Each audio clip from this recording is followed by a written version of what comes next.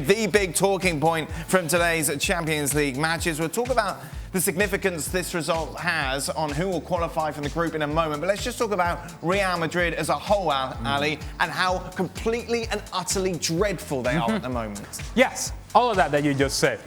Before we get to Real Madrid, let's just give context as to what this Shakhtar Donetsk team has been over the last couple of games in Champions League. They've allowed a grand total of 10 goals. Yep. To Borussia Mönchengladbach. 10 goals, 6-0, 4-0. So it's not like this is a team that doesn't have some vulnerabilities and frailties in the back line or through the midfield. They really can't defend all that well.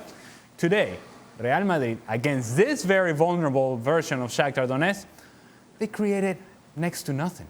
We're talking about they hit the post with Marco Asensio, then a nice little interchange between Asensio and Odegaard, and then a good save from the goalkeeper. And then after that, nothing. Yes, possession of the ball. Yes, they're parked in the attacking half, but they do absolutely nothing with this possession. They are so very predictable, so very slow with that possession of the ball. And most of all, they do not threaten anybody. So either you're Shakhtar, or you're Alaves on the weekend, or you're Cadiz earlier on this year.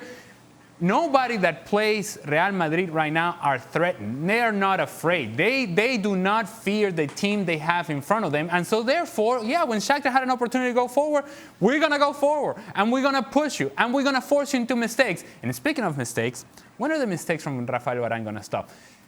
When you have no confidence as a player, you start doing weird things. That first goal by Shakhtar, in which Raphael Varane, the ball is coming to him. Yeah, maybe in an uncomfortable position, but comes to him. And he does this, hey, had nothing to do with me. It's dodgeball. No, hey, yeah. No, you got to clear it, man. Yeah. You got to get rid of it. And it only happens to a player that simply right now is struggling with confidence. But you see that across the board from Real Madrid. A lot of players struggling with confidence, and the performance prove all of that and more. Shaka, in all the years we've been doing this show, I don't think I have seen as bad a performance from Real Madrid consistently as we have over the last few weeks. Yeah, it was simply awful. Listen, I thought Lucas Vazquez and Asensio started really well. They linked well. Real started by far the more positive of the two. But after that initial 15 or 20-minute storm, as it were, as Ali rightly points out, they offered absolutely nothing. And keep in mind, even the role that Raphael Varane played in this game, he could have been sent off very early on. But the ref showing a little bit of, let me not say common sense, but a little bit of leniency and only booking him. But if it were red, you certainly wouldn't have had too many raised eyebrows out of that. After that, Shakhtar Donetsk, as Ali rightly says, again, a very poor team, just sat back, defended, and knew that chances were going to come. And they did. I'm not sure what Mendy is doing in trying to pass the ball back to Varane as he did. I then have absolutely no idea what Varane is trying to do or how he's trying to adjust. At the same time, you look at Real Madrid and that midfield of Odegaard, Kroos, and Modric offering no defensive cover, no tracking of runners through midfield.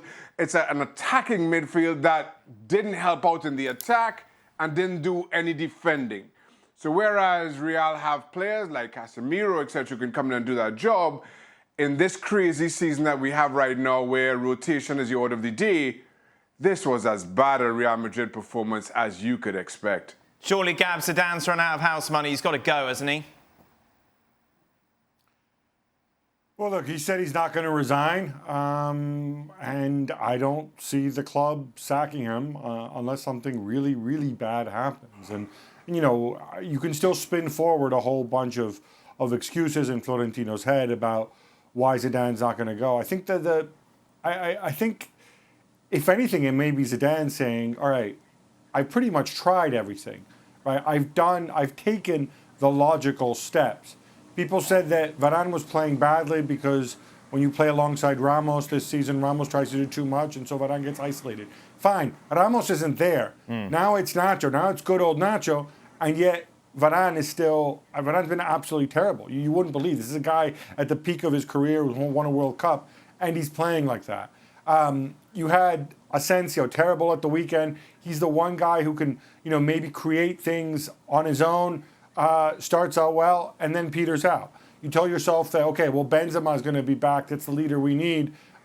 He comes back. He doesn't get service. He doesn't even really make a difference. He doesn't even carry the team emotionally like we've seen him do in the past. All these things add up. And no, the absence of Casemiro cannot be an excuse. Yeah, he's a defensive midfielder. He's your only defensive midfielder. Nor can you wheel out the absence of Fede Valverde because, yes, he's got, lots of grit and he's got lots of personality, but, Kroos and Modric are serious players as well. Martin Odegaard had a serious season last year. So you can't put it down to the absentees. I'm not even going to mention Eden Hazard for obvious reasons. So it's up to you. It's up to these players. It's up to you getting them ready. And I think once again, that drop in confidence, the bottom falling out after 20 minutes, that's got to be what really worries you. And maybe that's when Zidane says, my message maybe isn't getting across. Maybe I'm not pushing the right buttons anymore. And I think that is a scenario where there's a change in manager, but that would have to be Zidane leaving. I don't think he's going to get fired, not for the time being. Thanks so much for watching ESPN on YouTube. And for more sports highlights and analysis, be sure to download the ESPN app. And for premium content and live streaming, subscribe to ESPN Plus.